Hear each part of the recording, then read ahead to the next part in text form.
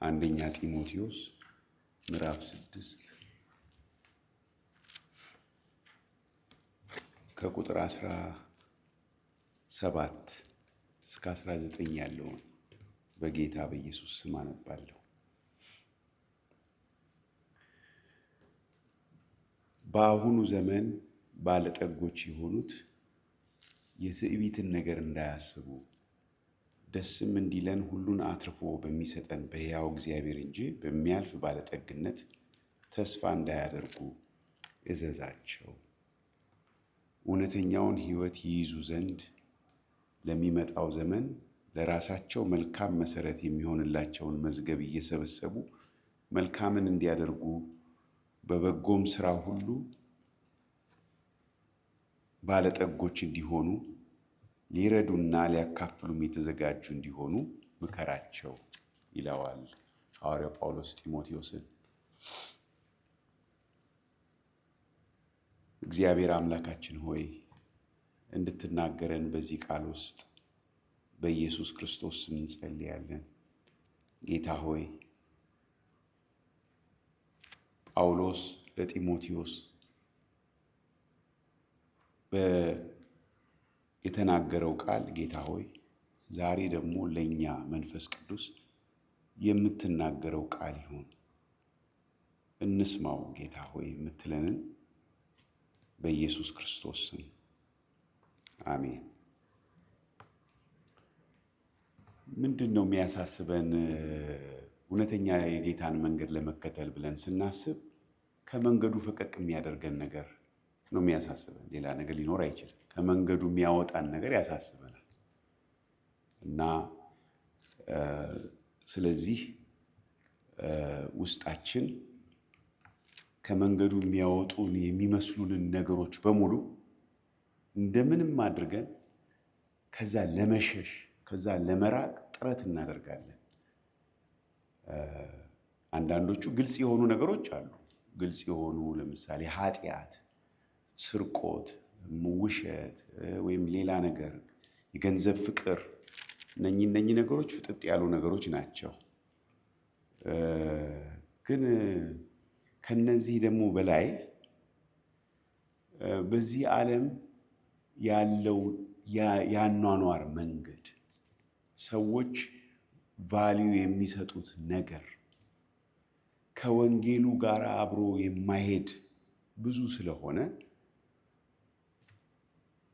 ሳናውቀው በዓለሙ መንገድ እንዳንጠመድ እንዳንጠላለፍ ስለምንፈልግ እውነተኛውን መንገድ ለመከተል ስንፈልግ ማለት ነው ስለምንፈልግ ውስጣችን ብዙ ነገርን ይሸሻል፣ ይሰጋል። በቃ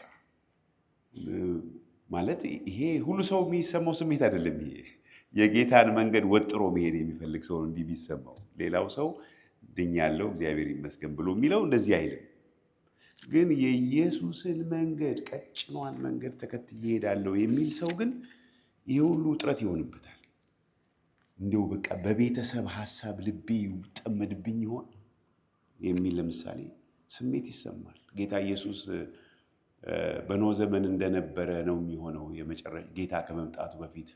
ስለዚህ ልባችሁ እንዳይከብድባችሁ ብሎ ስትበሉ፣ ስትጠጡ፣ ስትጋቡ፣ ስታገቡ እንደዚህ ይላል። ማለት እነዚህ መጥፎ ነገሮች ናቸው አይደሉም፣ ጥሩ ነገሮች ናቸው። መብላት፣ መጠጣት፣ መደሰት፣ ስራ መስራት፣ ትምህርት መማር፣ ጥሩ ነገርን እንዲኖረን መትጋት፣ ልጆች ካሉን ልጆቻችን ጥሩ ደረጃ እንዲደርሱ እንተጋለን፣ እንሞክራለን።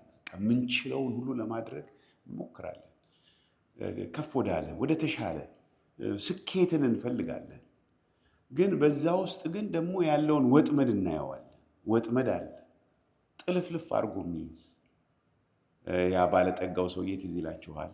ወደ ጌታ ኢየሱስ መጣ እና ወደ ጌታ ኢየሱስ መጥቶ ሊከተለው እንደሚፈልግ ነገረው ጌታ እና ጌታም ኢየሱስ አይቶት ወደደው። ምክንያቱም እግዚአብሔርን የሚፈራ ሰው ነበረ። የእግዚአብሔርን ሕግ የሚጠብቅ ሰው ነበረ። ከሕፃንነቱ ጀምሮ በጥንቃቄ የኖረ ሰው ነበረ። ከዛ ጌታ ኢየሱስ ምን አለው? አየው፣ ወደደው። ከዛ በል ሂድና አለው ያለህን ሁሉ ሽጥና ለድሆች ሰጥተህ ናና ተከተለኝ እና ታሪኩን ታስታውሳላችሁ። አዘነ ይላል። አዘነ። ለምንድን ነው ያዘነው? እጅግ ባለጠጋ ስለነበረ አዘነ። ያ ሁሉ ጥንቃቄ፣ ያ ሁሉ በቃ ለእግዚአብሔር የሚኖረው ኑሮ፣ ለእግዚአብሔርን ሕግ የሚታዘዝበት ነገር ሁሉ በአንዴ ፉርሽ ሆነ። የዛ ሰው አሁን እውነተኛ ክርስቶስን እከተላለሁ የሚል ሰው፣ ጌታን መከተል እፈልጋለሁ ፍቅሩ ማርኮኛል የሚል ሰው ይሄን ሲያነብ ምን ይላል? ኧረ ጌታ ወይ እንደው በቃ እንደዚህ የሚያደርግ ከሆነ ብሎ ፍርሃት ይሰማዋል። በቃ እንደው ድሃ ልሁን እንዴ? ድሃ ልሁን? ልመንን? ልግባ እንዴ ገዳም? ማለቴ በራሳችን መንገድ ማለቴ ነው ያስብላል እኮ። እንደዚህ ከሆነ የሰውዬ እኔ ምን ዋስትና አለኝ? የኢየሱስን ፈለግ ተከትዬ እንዳልሄድ ሊይዙኝ የሚችሉ ነገሮች በቃ እኔ አላገባም ሁሉ ሊል ይችላል ሰው። አላገባም፣ አትሊስት ለራሴ ጥሬ ቆርጥሜ ቢሆን እችላለሁ፣ ኖራታለሁ። እንደምንም መጠላለፍ አልፈልግም። ደግሞ አግብቼ ከዛ ልጆች መጥተው ከዛ ደግሞ ለልጆች ስል ከዛ ደግሞ ያኛውን ስል ልብ የሚያከብድ ብዙ ነገር አለ ብሎ ፍርሃት፣ ስጋት ይሰማናል። እና ያ ውጥረት በውስጣችን ይፈጠራል። እና አሁንም ኢየሱስ ክርስቶስን በፍጹም ልባችን ለመከተል ስንፈልግ ከዚህ ሁሉ ዓለማዊ ከሚመስሉ ነገሮች ሁሉ መሸሽ ነው መፍትሄው ብለን እናስባለን። ምንኩስና የጀመረው እንደዛ ነው። እንደምታውቁት ከዓለም ለመራቅ ነው ሰው የሚፈልገው። እና እነኚህ ኃጢአት የማይባሉ ነገሮችን ሁሉ፣ ደስታዎችን ሁሉ መሸሽ እና በቃ ቆምጨጭ ያለ በቃ ምንም በቃ የማይቀዘቅዘው የማይበርደው ሰው ለመሆን ጥረት እንድናደርግ በአንድም በሌላ ምን አሁን ነገሩን ገነና አድርጌ ነው የምነግራችሁ፣ ግን ስሜቱ ግን ያ ነው። በውስጣችን ይፈጠራል ያ። ምክንያቱም እነኚህ ነገሮች መጥተው ከመንገድ ያስቱኛል፣ ከዋናው ግቤ ያወጡኛል የሚል ስጋት በውስጣችን ይፈጠራል። እንደዚህ ካልተፈጠረ ምን ማለት አልችልም፣ ግን ይፈጠራል። እንደሚፈጠር አውቃለሁ። እኔ አሁን በግል ሕይወቴ እንደው ባላገባ ሁሉ ብዬ አስቤያለሁ መጀመሪያ። ምክንያቱም ሚስት ስትመጣ ይላል ቆሮንቶስ ላይ የሰው ልብ ምን ይሆናል? ይከፈላል። እኔ ልቤ እንዲከፈልብኝ አልፈልግም። በቃ ለጌታ ብቻ እንዲሆን ነው። መታ ደግሞ እንዳትከፍለው ብዬ አስቤያለሁ። እና እንደዚህ የመሳሰሉ ነገሮች ማለት ነው። ግን ያው አግብቼ 27 ዓመት አልፎናል። እና ምን ይላል ግን ጌታ በእንደዚህ ያሉ ሁኔታዎች ውስጥ ስንሆን፣ እንደዚህ ሲሰማን ምን ይላል? አሁን ይሄ ያነበብነው ክፍል በአሁኑ ዘመን ባለጠጎች ለሆኑ ሰዎች የተጻፈ ነው። እንግዲህ ራሳችሁን እንደዚህ ታዩ እንደሆነ አታዩ እንደሆነ እኔ አላውቅም። ግን ለባለጠጎቹ የተነገረውን ነገር ግን በጥሞና እንመልከት። ባለጠጋ ነኝ ብላችሁ ብታስቡም ብናስብም ባናስብም ግን መልእክት አለ እዚህ ውስጥ። በዓለም ስታንዳርድ ስንመዘን ከብዙ በዓለም ላይ ካሉ ሰዎች እጅግ የተሻለ ሕይወት ነው ያለን አይደል? ስለሚበላው የሚያስብ ሰው አለ እዚህ። ስለሚለብሰው የሚያስብ ሰው አለ። ልብሱ ራሱ በዝቶ የለም ክሎዜታችን ውስጥ በዝቷል አይደል? አንዳንዶቻችን በዝቶብን እኮ ወስደናል። ወዴት? ዶኔት ወደሚደረግበት ቦታ። አንዳንዶቻችን ገና መውሰድ አለብን። ብዙ ነው። ልብሱ አለ፣ ምግቡ አለ። ርቧችሁ የሚያውቀው መቼ ነው? ላስት ታይም በጣም የራባችሁ በቃ ምግብ አጣችሁ የተቸገራችሁበት፣ የሚጠጣ ያጣችሁበት ቀን መቼ ነው? ትዝም ላይለን ይችላል አሁን። ስለዚህ በዓለም ስታንዳርድ ከፍተኛ የህይወት ደረጃ ላይ ነው ያለ ነው። አሁን እኛ እዚህ ከነ ቢል ጌትስ ምናምን ጋር እያሰብን ነው እንጂ በዓለም ስታንዳርድ ግን ጥሩ ኑሮ ነው የምንኖረው። አሁን እኛ እዚህም ላይ ይናገራል ጢሞቴዎስ ምዕራፍ 6 ላይ ምን በላው ምን ለብሰው ካለን ይበቃናል የሚል ነገር ይናገራል። እኛ ግን ከዛ በላይ አለን፣ ምንኖርበት አለን፣ ከዛም ያለፈ ብዙ ነገር አለን። የማናስተውላቸው ብዙ ጥቅማ ጥቅሞች አሉን እዚህ ሀገር በመኖራችን። የዚህ ሀገር ኢንፍራስትራክቸር እኮ ተጠቃሚዎች ነው አይደል? ሆስፒታል በፈለግን ሰዓት መሄድ፣ የሆነ ነገር ቢቸግረን የሆነ ነገር ማድረግ እንችላለን። ኢቭን የክሬዲት ሲስተሙ ራሱ እኮ ጥቅም ነው። ታውቃላችሁ አይደል? ኢትዮጵያ ክሬዲት አለን ለሀብታሞቹ እንደሆነ ነው እንጂ አንድ ሰው እኮ ክሬዲት ሲስተም ስለሌለ ከየት ያመጣል? ከተቸገረ ሄዶ ይበደራል፣ ይለምናል እንጂ። እዚህ ግን ሲስተም አለን፣ ትንሽ ነው ምንቆይበት አለ፣ መንገድ አለ። ይሄ ሁሉ አክሰስ ነው እና ለእኛ ምቾት ነው፣ ይረዳናል፣ ይጠቅመናል። እና በዚህ ዓለም ባለጠጎች ለሆኑት እዚህ ላይ የሚነግራቸው መጀመሪያ የትዕቢትን ነገር እንዳታስቡ ይላቸዋል። የትዕቢትን ነገር እንዳያስቡ ምከራቸው ይለዋል። ስለዚህ የትዕቢት ጉዳይ ወሳኝ ጉዳይ ነው። በትዕቢት ላይ ተገቢ የሆነውን እርምጃ እንዲወስዱ። ሁለተኛ እዚህ ላይ የሚላቸው ምንድን ነው? ተስፋ የሚያደርጉት በሚያልፈው ሀብታቸው ላይ ሳይሆን በእግዚአብሔር ላይ መሆን እንዳለበት ይናገራል። እግዚአብሔርን ተስፋ እንዲያደርጉ ምከራቸው ይላል። የትዕቢትን ነገር እንዳያስቡ ንገራቸው፣ እግዚአብሔርን ተስፋ እንዲያደርጉ ምከራቸው የሚል ነገር እናያለን። ባላችሁ ነገር ላይ አይደለም ተስፋ ማድረግ ያለባቸው። ምክንያቱም ያለን ነገር በሙሉ ላይኖር ይችላል። ዛሬ ያለው ነገር ሁሉ ሊጠፋ ይችላል፣ ወይም ትርጉም አልባ ሊሆን ይችላል ባንዴ። ተስፋችሁ ግን በማን ላይ ይሁን? በእግዚአብሔር ላይ ይሁን። ይህን ምከራቸው ይላል። ሌላ ደግሞ የሚነግራቸው ምንድን ነው? በበጎ ስራ ባለጠጎች እንዲሆኑ ምከራቸው ይላል። በበጎ ስራ ድሆች እንዳትሆኑ፣ በበጎ ስራ ባለጠጎች እንዲሆኑ ምከራቸው።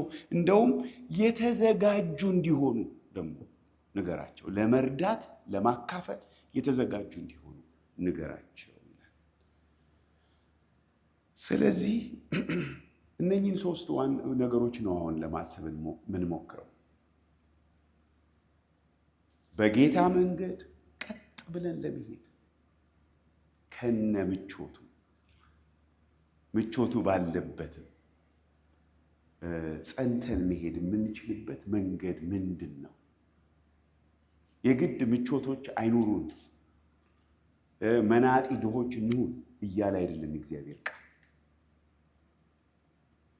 ይኸው ባለጠጎች ለሆኑት ንገራቸው ብሎ የሚናገረውን እናያለን። አንደኛ እዚሁ ክፍሉ ላይ ስንናነብ ደስ እንዲለን ሁሉን አትርፎ የሚሰጠው እግዚአብሔር ነው ይላል። እግዚአብሔር ሲሰጠን አትረፍርፎ ይሰጠናል፣ ደስ ደግሞ እንዲለን። በጣም የሚገርም ነው። እግዚአብሔር እንደዚህ የሚያስብልን እንደሆነ ላናስብ እንችላለን፣ ግን ደስ እንዲለን ይፈልጋል። እግዚአብሔር እንድናጣ ሳይሆን እንዲትረፈረፍልን ይፈልጋል። አንዳንዴ እግዚአብሔርን እንደምናየው ነው እኛም ለሰዎች የምንሆነው። እግዚአብሔር ንፉግ ከሆነ በቃ የኛ ደስታ ለምን ደስ ይልሃል የሚለን የሚመስለን ከሆነ እኛም ሰዎች ደስ ሲላቸው ደስ አይለን። ሰዎች በቃ የሆነ ልክ እግዚአብሔር እኛን የሚያየን እንደሚመስለን ነው ሰዎችንም የምናየው፣ ግን እንደሱ አይደለም። እግዚአብሔር እኛ ደስ እንዲለን ሁሉን አትረፍርፎ የሚሰጠን ነው ይላል። ይሄን በደንብ መረዳት አለብን። ደስ እንዲለን ይፈልጋል እግዚአብሔር አምላካችን፣ እና ደግሞ ሲሰጠን ደግሞ አትረፍርፎ ነው የሚሰጠን ይላል እዚህ ላይ። ስለዚህ ይሄ ነገር ሲሆን በሕይወታችን ደስ እንዲለን አትረፍርፎ ሲሰጠን እንዳንታበይ፣ የትዕቢት ነገር እንዳይኖር እርምጃ እንዲወስዱ ነው የሆነ ማድረጊያ ዲል ዊዝ ፕራይድ እያላቸው ነው። በሌላ ክፍል ላይ ሐዋርያው ጳውሎስ በአንደኛ ቆሮንቶስ ምዕራፍ 4 ላይ ያልተቀበልከው ምን አለ የሚል ቁጥር 7 ላይ ያልተቀበልከውስ ምን አለህ ይላል። እስቲ እግዚአብሔር ያልሰጠን እኛ አለን የምንለው ነገር ምን አለ? ቅድም ለምሳሌ ሲነገር ማመስገን የማንችለው ሰዓት መቼ ነው የተባለው? እስትንፋሳችን ሲወሰድ። እስትንፋሳችን ከየት አመጣ ነው? አንድ ወንድም ጋር በቀደም እየተነጋገር ስለ ቫልዩ ስለ ዋጋ አሰጣጥ እየተነጋገር ነበር። እና አንዳንድ ነገሮች አለኝ፣ እሱ የንግድ ባለሙያ ነው፣ እና አንዳንድ ነገሮች ነፃ ስለሆኑ ዋጋቸውን ያጣሉ በእኛ ዘንድ። እና እሱ የሰጠኝ ምሳሌዎች እንቁና አለ አየር የትኛው ነው ውድ አለኝ። ገና ጌታን መከተል የጀመረ ወንድም ነው። እንቁና አየር የቱ ነው ውድ አለኝ። ያው እኛ ግልጽ ነው፣ ውዱ ምን የትኛው ነው? ውዱ የቱ ነው? አየሩ ነው። ግን የሚመስለን ግን የቱ ነው? እንቁ ነው። ለምን? አየሩ ሁሌ አለ፣ እንቁ ግን አይገኝም። ስለዚህ እንቁ ተደብቆ ስላለ የሌለው ነገር ነው ለኛ ዋጋ የሚሰጠን። ይሄኛው ያለው ነገር ግን ዋጋው አይታየንም ሁሌ ስላለ። ብንከፍልበት ኖሮ ግን እስቲ አየር እስቲ አስቡ፣ ውሃ የሚከፈልበት ቢሆን ኖሮ እና ያልተቀበልከው ምን አለ? ከእግዚአብሔር እንደተቀበልን ሁልጊዜ ማሰብ የምንችልበት ቦታ ላይ መምጣት አለብን። ስለ እግዚአብሔር ያለን አመለካከት ጤናማ መሆን አለበት። እግዚአብሔር አትረፍርፎ ነው የሚሰጠን፣ ደስ እንዲለን የሚወድ አባታችን ነው። ይሄንን በደንብ ማሰብ አለብን፣ ማመስገንም አለብን። ቅድም እንደተነገረው ስለ በጎ ስጦታዎቹ ሁሉ ማመስገን አለብን። አትሳቱ። በጎ ስጦታ ፍጹም በረከት ሁሉ ከየት ነው የሚመጣው?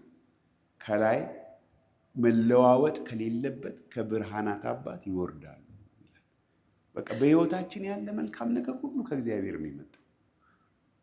የትዳር አጋሮቻችን ከየት ነው የመጣው? ከእግዚአብሔር። ልጆቻችን የማን ስጦታ ናቸው? የእግዚአብሔር ስጦታ ናቸው። ባለፈው ሳምንት ወንድማችን እዚህ ቆሞ ያካፈለን መብላትና መጠጣት፣ በምንበላውና በምንጠጣው መደሰት ከየት ነው የሚመጣው? ከእግዚአብሔር ነው። ተኝቶ መነሳት ከእግዚአብሔር ነው።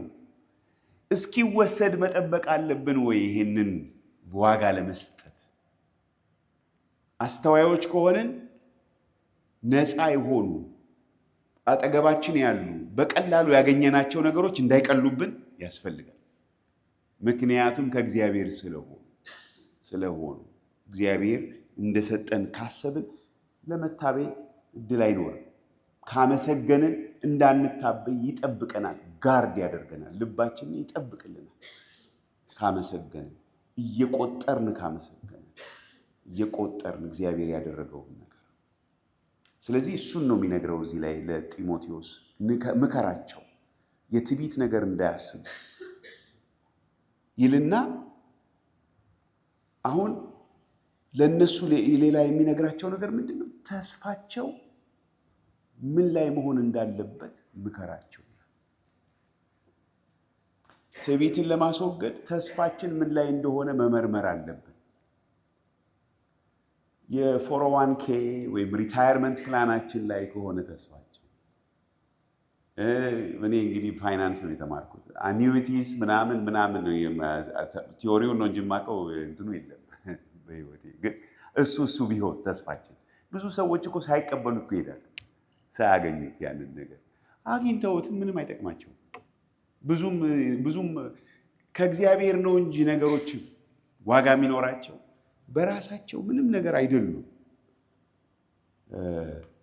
ሁሉ ነገር ኖሯቸው አንዳንድ ጊዜ አይታችሁ እንደሆነ አሁን እዚህ ሀገር የምንኖርበት ሀገር ገንዘቡ ኖሯቸው የሌላቸው ነገር ምን ይሆናል? ሰው የላቸው። በጣም እኮ የሚገርም ነገር ነው። እና ሰው ለማግኘት የት እንደሚሄዱ ልንገራችሁ። ኮፊ ሻፕ ይሄዳል። በጣም እኮ ባለጠጎች ናቸው፣ ግን ሰው የላቸው።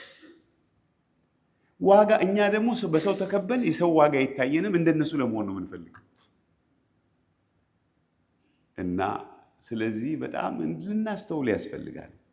ተስፋችን ባለን ነገር ላይ ወይም በሚያልፍ ነገር፣ የሚያልፍ ነው የሚለው እዚህ ላይ፣ በሚያልፍ ባለጠግነት ላይ ተስፋ እንዳያደርጉ። በቃ አሁን ያለን ነገር ያልፋል፣ ባለጠግነታችን ያልፋል። ይህን ሶሎሞን በደንብ ነግሮናል በመክብብ መጽሐፍ ላይ። ያልፋል። ይህም ዘመን ያልፋል። ደስታውም ያልፋል፣ ሐዘኑም ያልፋል፣ ስኬቱም ያልፋል። ግን የማያልፍ ነገር እኛ ግን አግኝተናል። ባለፈው ዕብራውያን 12ን አይተናል። የማያልፍ መንግስትን ነው የምንቀበለው የሚለውን አይተናል። ስለዚህ ተስፋችን በእግዚአብሔር ላይ ሊሆን ይገባል። በመዝሙር 27 ላይ በጣም የሚታወቅ ክፍል አለ። እንደዚህ ይላል መዝሙር 27 ላይ እግዚአብሔር ብርሃኔና መድኃኒቴ ነው፣ የሚያስፈራኝ ማን ነው? እግዚአብሔር የሕይወቴ መታመኛዋ ነው፣ የሚያስደነግጠኝ ማን ነው?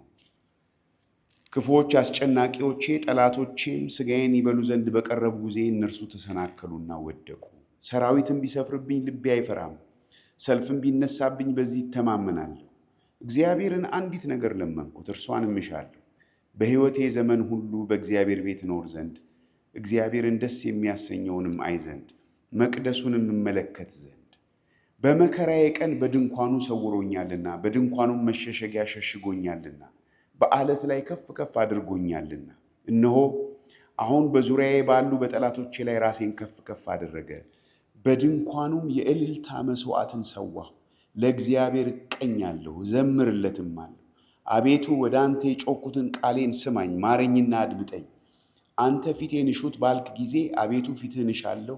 ልቤ አንተን አለ፣ ፊትህን ከኔ አትሰውር። ተቆጥተህ ከባሪያ ፈቀቅ አትበል። ረዳቱ ነኝ አትጣለኝም። የመድኃኒቴም አምላክ ሆይ አትተወኝ። አባቴና እናቴ ትተውኛልና እግዚአብሔር ግን ተቀበለኝ። አቤቱ መንገድህን አስተምረኝ፣ ስለ ጠላቶቼም በቀና መንገድ ምራኝ። የሐሰት ምስክሮችና አመፀኞች ተነስተውብኛልና ለጠላቶቼ ፈቃድ አትስጠኝ። የእግዚአብሔርን ቸርነት በሕያዋን ምድር አይ ዘንድ አምናለሁ ካለ በኋላ እግዚአብሔርን ተስፋ አድርግ፣ በርታ፣ ልብህም ይጽና።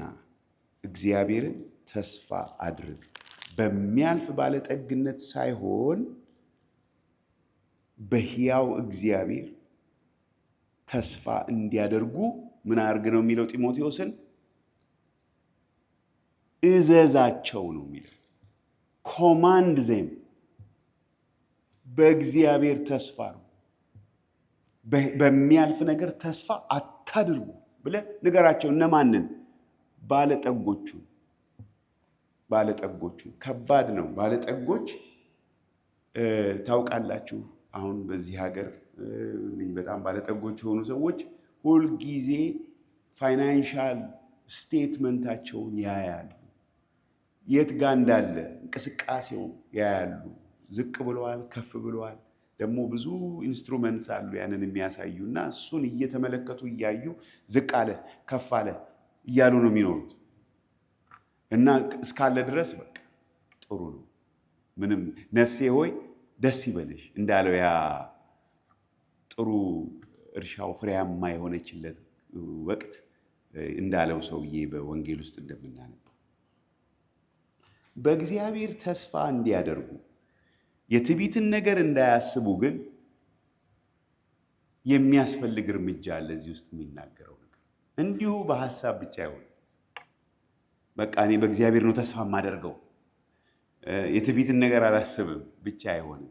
ሌላ መመሪያ አለ፣ ምክር አለ። ገንዘብ እንዲኖራቸው ባለጠጎች እንዲሆኑ ያደረጋቸው ደስ እንዲላቸው ቢሆንም ግን ሌላ ደግሞ ትልቅ ኃላፊነት አለ በላያቸው ላይ። ያ ትልቅ ኃላፊነት ምን እንደሆነ ሲናገር ቁጥር 18 ጀምሮ በበጎ ስራ ባለጠጎች እንዲሆኑ ነው ይላል። በበጎ ስራ ባለጠጎች እንዲሆኑ። በገንዘብ ባለጠጋ መሆን ምን እንደሆነ እናውቃለን። በበጎ ስራ ባለጠጋ መሆንንስ እናውቃለን ወይ?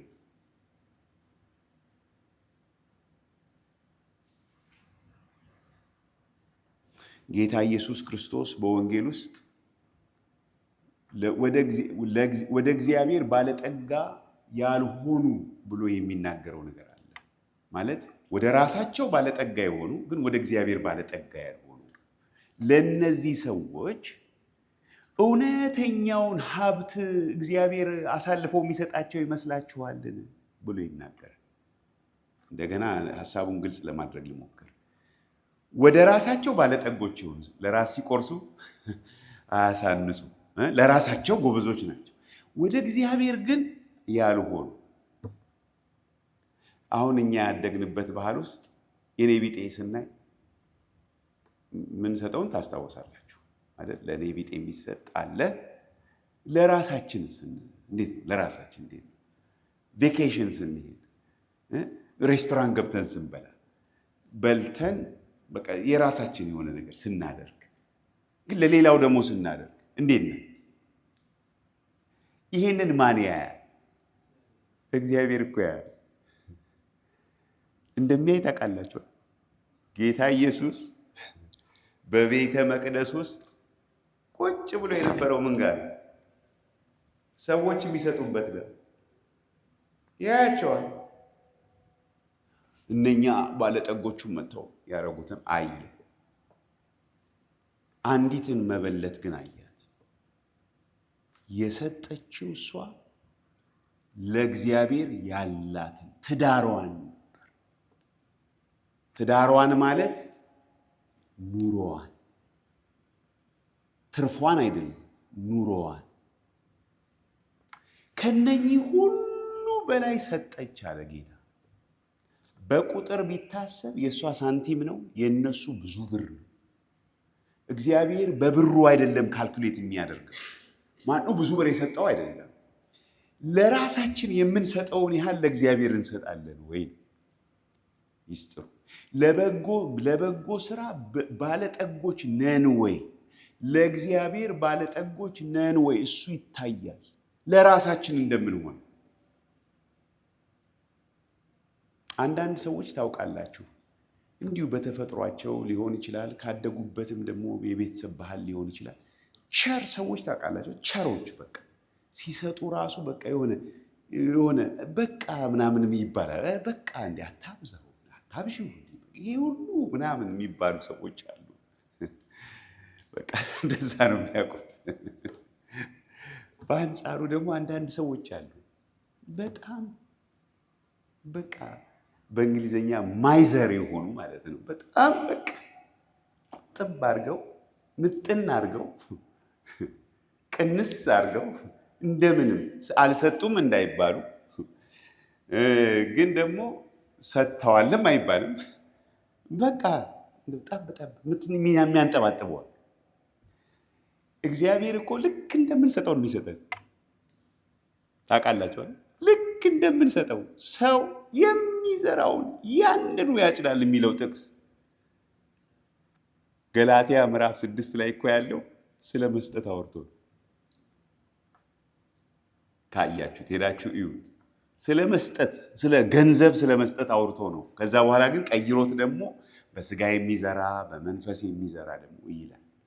እና ባለጠጎች በእርግጥ ተስፋቸው በእግዚአብሔር ላይ መሆኑ የሚታወቀው በበጎ ስራ ባለጠጎች ከሆኑ፣ በበጎ ስራ መልካምን ለማድረግ ባለጠጎች ከሆኑ በእርግጥም ተስፋቸው በእግዚአብሔር እንጂ በሚያልፍ ባለጠግነት አለመሆኑ ያስረዳል። ለዚህ ነው ለጢሞቴዎስ የሚነግረው ባለጠጎች የሆኑትን ሰዎች ስለ እግዚአብሔር ያላቸው አመለካከት ጤናማ እንዲሆን እያሳሰብክ እግዚአብሔር ደስ እንዲለን ነው አትረፍርፎ የሚሰጠን። እሱን የሰጣችሁ ይህን እንዳትረሱ እያለ ከዛ ግን ተስፋችሁ በእግዚአብሔር ላይ ይሁን ካለ በኋላ ቸሮች፣ ለጋሶች ሁኑ፣ ለማካፈል የተዘጋጃችሁ ሁኑ፣ ፈቃደኞች ሁኑ የሚል ነገር እናያለን። በበጎ ስራ ባለጠጎች እንዲሆኑ፣ ሊረዱና ሊያካፍሉም የተዘጋጁ እንዲሆኑ ምከራቸው። ስለዚህ ቅድም ስጀምር ያነሳሁላችሁ በጌታ መንገድ በቀጭኑ መንገድ ለመሄድ ልቤ በዚህ ዓለም ነገር እንዳይጣበብብኝ፣ እንዳይያዝብኝ፣ እንዳይከብድብኝ እፈልጋለሁ ብለን ውስጣችን የሚሰማንን ፍርሃት ለማስወገድ ከፈለግን ብልጥግናው ይምጣ አይደለም መንገዱ፣ በበጎ ስራ ባለጠጋ መሆን መንገዱ። በበጎ ስራ ባለጠጎች ስንሆን ተስፋችንን በእግዚአብሔር ላይ ማድረጋችን ይረጋገጣል። ደግሞ እግዚአብሔር እንደሰጠንም እያሰብን በኃላፊነት የምንኖር እያመሰገንን የምንኖር ትዕቢት በልባችን ውስጥ የማይገዛን ሰዎች ስለሆንን በቃ በእግዚአብሔር የሚታመን ህይወት ነው ያለን። የተትረፈረፈ ነገር ይኖረናል። ስንሰጥም የተትረፈረፈ። ልባችን ግን እንደዚህ ውጥር አድርጎ ሚይዝ ከሆነ ግን ምንድነው ችግሩ? እግዚአብሔርንም የምናይበት ነገር የተሳሳተ ነው። ያገኘነው እኛ ይመስለናል። እኛ ስለለፋን፣ እኛ ስለደከምን፣ እኛ ስላዘጋጀን ይመስለናል። ስለዚህ ድሆች ሁኑ ሳይሆን የሚለን ጌታ እግዚአብሔር በሰጠን ነገር መርካት ይገባናል። ጢሞቴዎስ ምዕራፍ 6 እሱን ያስተምራል። ባለን ነገር መርካት እሱ አንድ ነው። ግን ከዛ ስራ ስንሰራ ስንማረስ በዛ ውስጥ ምንድነው መለማመድ ያለብን? በበጎ ስራ ባለጠጎች መሆን። መቼም ታሪኮች አንብበን እናውቃለን ብዬ አስባለሁ፣ ወይም ሰምተን ይሆናል። በዓለማችን ውስጥ በጣም ከፍተኛ ሀብት የነበራቸው ክርስቲያኖች ታሪክ አንብባችሁ ሰምታችሁ ከሆነ የህይወታቸው ሚስጥር መስጠት፣ ማካፈል፣ የሀብታቸው ሚስጥር ማካፈል።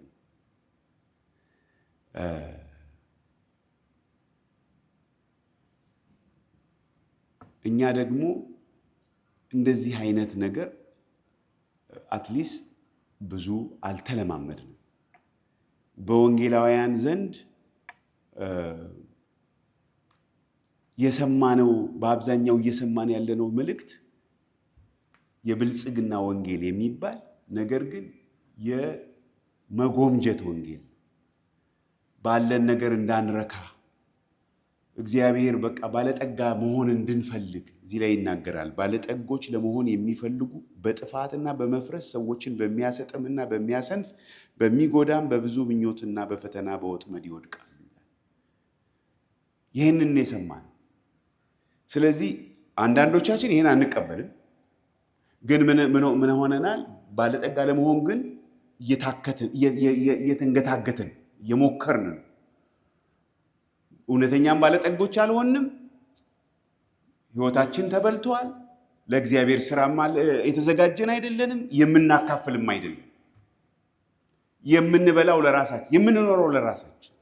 ስለዚህ እውነተኛ ደቀ መዝሙርነቱም ተግባራዊ ያልሆነ ከሁለቱም ነው የጎደል ነው። እንደውም እነኛ ሳይሻሉ አይቀሩም። አንደኛውን በቃ ባለጠጋ ለመሆን የሚፈልጉት በቃ አትሊስት ገንዘብ ነው የሚፈልጉት። እንደዛ የሚያስተምሩ ደግሞ ሰዎች ይነግሯቸዋል። ብትሰጡ ይሰጣቸዋል ስለሚሏቸው በቃ እንደ ቢዝነስ ይሰጣሉ። እና በዛ ውስጥ የሚሆን ነገር አለ። እኔ ምን እንደሚሆን አላውቅም። ብቻ ግን መንፈሳዊ ህይወታቸው ይበላል። ምድራዊ ነገር ሊኖራቸው ይችላል። እኛ ግን እውነተኛ ህይወት፣ እውነተኛ ብልጽግናን የምንሻ ከሆነ እግዚአብሔር የሰጠን መጠን የትኛውም ይሁን የትኛውም ደረጃ ይሁን ምን እንለማመድ? በበጎ ስራ ባለጠጎች። እኛ እዚህ አሁን ቤተክርስቲያን ብዙ ጊዜ አንስተን እናውቃለን። የተቸገሩ ሰዎች ኢትዮጵያ ውስጥ ያሉ ወገኖች አካፍሉ ብለን ጥሪ እናደርጋለን። እና እኔ ዛሬ ልወቅሳችሁ አይደለም፣ ግን በጣም በቃ እጃችን በጣም በቃ የሆነ እንዲች ነው የምንሰጠው። በቃ እንዲህ መዘርጋት በጣም ይከብደናል። ለምንድን ነው እንደዚህ የሚከብደን? ለምንድን ነው የማንሰጠው? ለምንድን ነው የማናካፍለው?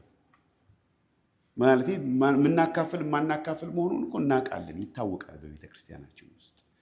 በበጎ ስራ ባለጠጎች ካልሆነን እኮ እግዚአብሔር እኮ አይባርከንም።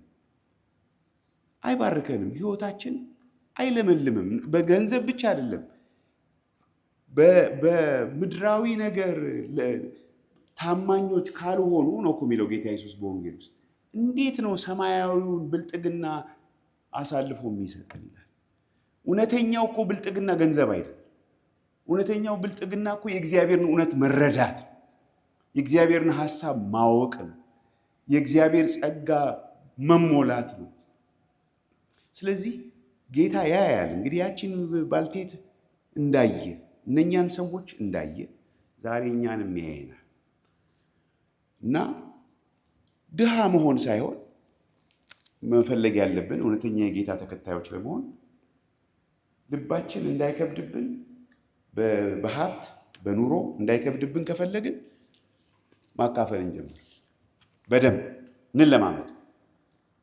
ባለጠጎችን ነው ለበጎ ስራ ለማካፈል እንዘጋጅ፣ እንንቀሳቀስ።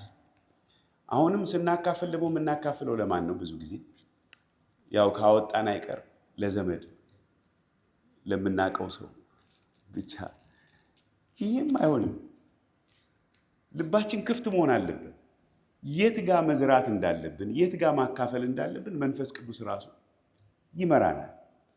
ስለዚህ ክፍት መሆን አለብን። ራሳችን ማስለመድ አለብን። እኔ በግሌ ይሄን ነገር መለማመድ እንዳለብኝ ይገባኛል። ሁላችንም መለማመድ እንዳለብን ይገባኛል። እንደ ቤተ ክርስቲያን መጋቢ ሳይ ብዙ ልምምዱ እንደሌለን ነው የማውቀው። አማኞች ብዙ የማካፈል ልምምዱ የለንም። ብዙም አንለይም። ወንጌል ገባን ከማይሉት እንደውም አንዳንድ ላይ ወንጌል አልገባቸውም ብለን የምናስባቸው ሰዎች ይሻላሉ። በአንዳንድ ሁኔታ ስናይ የመራራት ነገር፣ የማካፈል ነገር ብዙ እነሱ ላይ ይታያል ከኛ ይልቅ። ለምንድን ነው እንዲሆን? እኔ አላውቅም፣ ጌታ ያውቃል። ግን ምከራቸው ይላል።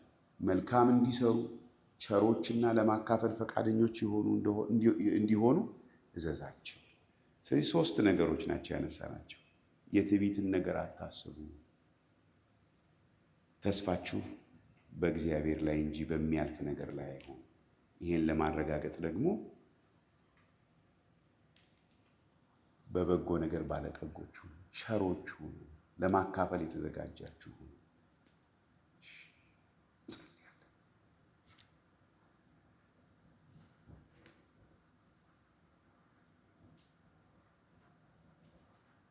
ቁጥር 19 ላይ በዚህ መንገድ በዚህ አይነት እውነተኛ የሆነውን ሕይወት ያገኙ ዘንድ ለሚመጣው ዘመን ጽኑ መሰረት የሚሆን ሀብት ለራሳቸው ያከማቻሉ ይላል።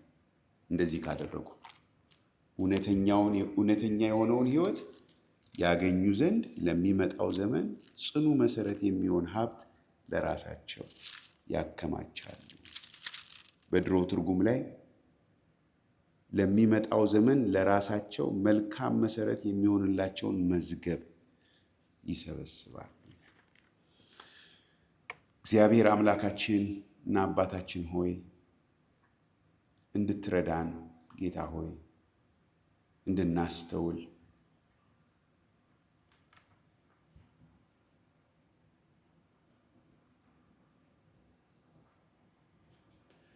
የትዕቢትን ነገር ከሕይወታችን እንድናስወግድ ከአንተ የተቀበልን መሆናችንን እንድናስብ አንተ እረኛችን መጋቢያችን አንተ እንደሆንክ የዕለት እንጀራችንን የምትሰጠን አንተ እንደሆንክ እንድናስብ ጤናችንን የምትሰጠን አንተ እንደሆንክ እንድናስብ ጌታ ሆይ ተስፋችን ደግሞ በአንተ ላይ ብቻ እንዲሆን ጌታ ሆይ በዚህ ነገር ላይ ትኩረት እንድናደርግ ይሄንንም ደግሞ ያረጋግጥ ዘንድ ጌታ ሆይ ለበጎ ስራ የተዘጋጀን በበጎ ስራ ባለጠጎች የሆነን እንድንሆን የምናካፍል እንድንሆን እንድትረዳን ጌታ ሆይ በኢየሱስ ክርስቶስ ስም እንለምንሃለን።